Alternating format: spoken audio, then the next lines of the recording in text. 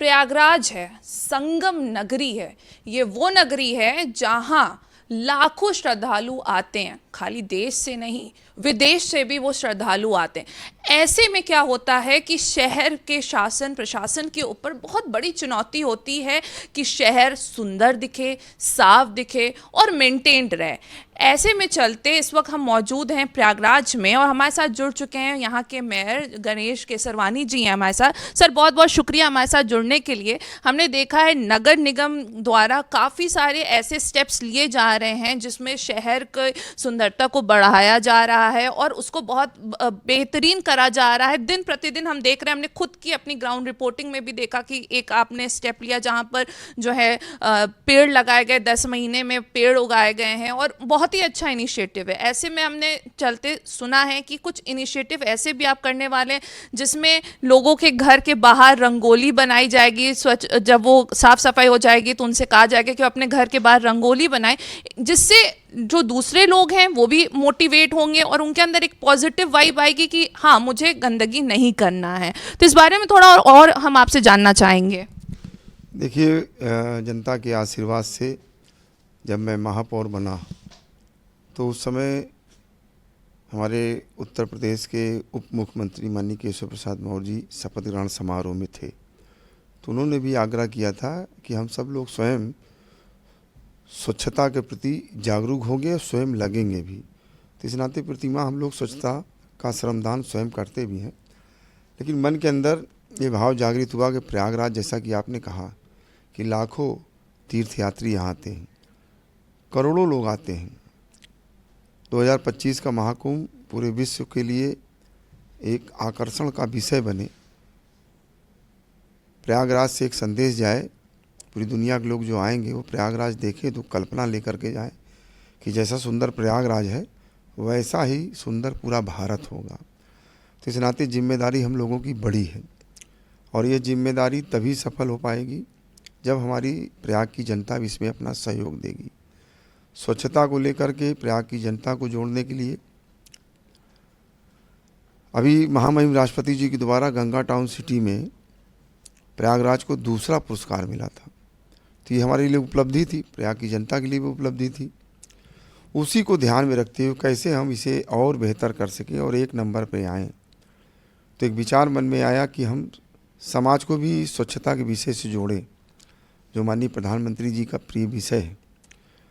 तो जिस तरीके से राष्ट्रीय स्वच्छता सर्वेक्षण का अभियान होता है, उसी तरीके से अपने नगर निगम के अंदर भी अभी चूँकि शहर निर्माणाधीन है, कुंभ की तैयारी चल रही, चारों तरफ निर्माण का काम चल रहा है, तो कुछ शहर इस समय अस्त व्यस्त है। लेकिन सर हम मान सकते हैं कि ये बहुत बड़ी चुनौती है इस वक्त, क्योंकि हमें आगे जो है आने वाले कुंभ को भी देखना है और साथ ही में देखना है कि शहर भी हमारा स्वच्छ है। बहुत बड़ी चुनौती है आपके लिए।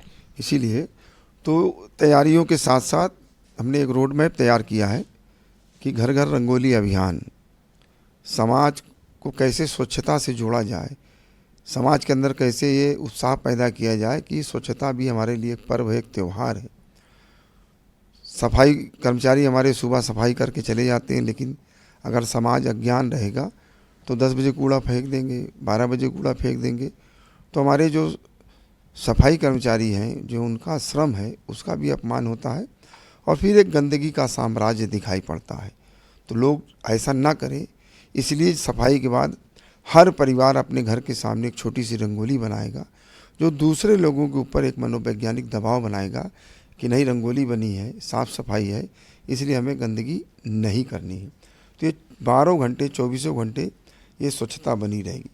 अब इस रंगोली अभियान से जोड़ने के लिए हमारी जो बहनें हैं, हमारी जो बालिकाएं हैं, जो विद्यार्थी हैं, उनको जोड़ने के लिए प्रत्येक विद्यालयों में स्वच्छता चित्रकला प्रतियोगिता का आयोजन किया जाएगा। नगर निगम की तरफ से ये कार्यक्रम किए जाएंगे और उसमें जब स्वच्छता चित्रकला प्रतियोगिता सभी बहनें उसमें प्रतिभाग करेंगी और उनके साथ फिर हम संवाद स्थापित करेंगे, उनसे ये आग्रह करेंगे, तो निश्चित रूप से आज का यूथ बहुत जागरूक है। तो वो यूथ हमारा, वो नौजवान हमारा, वो हमारी बहनें जब इस अभियान में जुड़ जाएंगी तो प्रत्येक परिवार स्वच्छता से जुड़ जाएगा। नगर निगम ने एक संकल्प लिया था कि हर वर्ष हम खेलो प्रयागराज महापौर कप का आयोजन करेंगे। तो अभी पिछले कुछ 4-5 महीने पहले वो कप का आयोजन हुआ, उसमें 5500 खिलाड़ियों ने प्रतिभाग किया।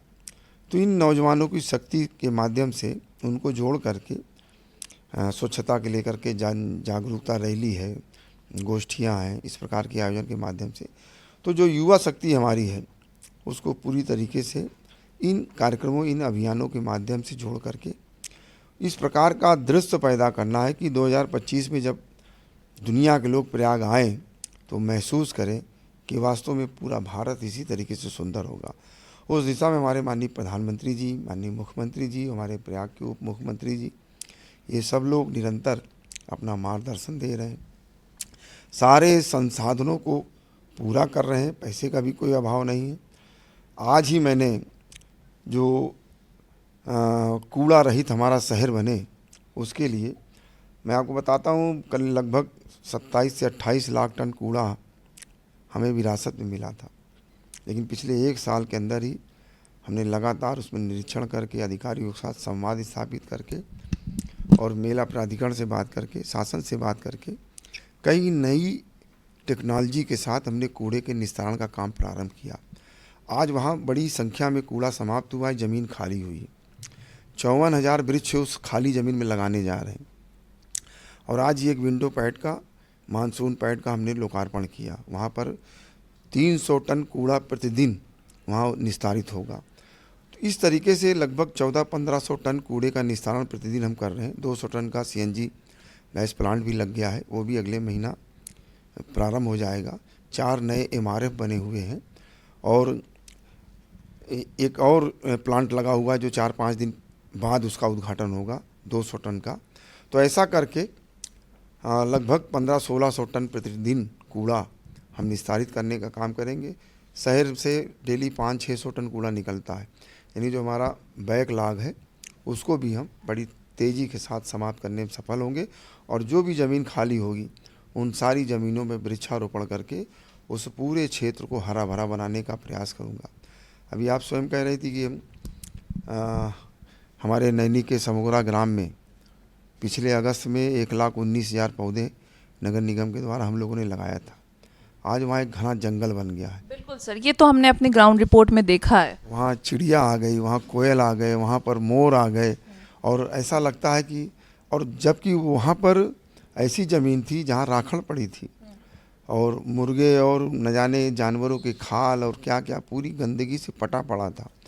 उस ज़मीन को हम लोगों ने मिट्टी उट्टी डाल करके, लेवल करके आज जो दृश्य वहाँ पैदा हुआ है, अब अगली कार्यकारिणी की बैठक हम उसी में करने जा रहे हैं ताकि हमारे जो माननीय पार्षद हैं वो भी वृक्षारोपण से लेकर के, हमारे स्वच्छता अभियान से लेकर के और समाज उसमें जुड़े।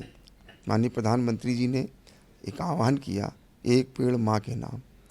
समाज पूरी तरीके से जागरूक हो रहा है और परंपरागत तरीके से भारतीय समाज पर्यावरण को लेकर के बहुत ही संवेदनशील रहा है।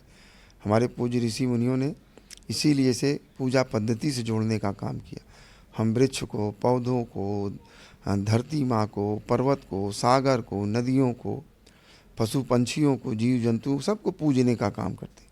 यानी जितने भी प्रकृति के अवयव हैं उन सब को हम पूज करके उनका संरक्षण करने का संकल्प अपने मन के अंदर जागृत करते। उसी परंपरा के आधार पर पूरे प्रयागराज के जनमानस का मानस बने, उस दिशा में प्रयास मेरा प्रारंभ है। देखिए, कोई भी अच्छे काम की शुरुआत जो होती है ना, वो एक अच्छी सोच से होती है। तो यहाँ पे जो है सोच बहुत अच्छी है। महापौर जी ने जैसे बताया कि ऐसी उन्होंने सोच रखी है कि हमें जब यहाँ पे लाखों श्रद्धालु खाली देश के नहीं आने वाले हैं, विदेश से भी आएंगे, तो वो यहाँ से आके जब जाएं तो याद रखें कि हम कोई ऐसी नगरी में आए थे जो इतने श्रद्धालुओं के आने के बाद भी बहुत ही सुंदर लग रही थी। तो ये प्रयास उनके तरफ से शुरू है, लगातार चल रहा है, हम देख भी रहे हैं। पर ये हम सब का भी ये ड्यूटी बनती है, एज अ सिटीजन हमारी ये ड्यूटी बनती है कि हम भी लगातार ये प्रयास करें कि हम अपने शहर को सुंदर बनाएं। और जैसे कि उन्होंने बताया है कि हमारे घर घर पे आते हैं, हम अपना जो कूड़ा है, जैसे कि सूखा कूड़ा है या गीला कूड़ा है, उसको सेग्रीगेट करके दें। और जो अभी एक पहल आने वाली है, रंगोली प्रतियोगिता रहेगी, उसमें अपने घर के बाहर रंगोली लगाएंगे, लोग सजाएंगे, तो एक बहुत पॉजिटिव वाइब भी पूरे शहर में आएगी। तो ये प्रयास जो हमारा नगर निगम है उनके द्वारा किया गया, हमारे मेयर जी ने इतना अच्छा सोचा, वो बहुत अच्छी पहल है। पर साथ ही में जो हमारे यहाँ के शहर के लोग हैं उनको भी ये संकल्प लेना पड़ेगा, उनको भी ये सोचना पड़ेगा कि हमें एक अच्छी इमेज अपने शहर की आने वाले साल में देनी है। वीडियो जर्नलिस्ट संजीव मिश्रा के साथ अनम फातिमा, भारत एक्सप्रेस, प्रयागराज।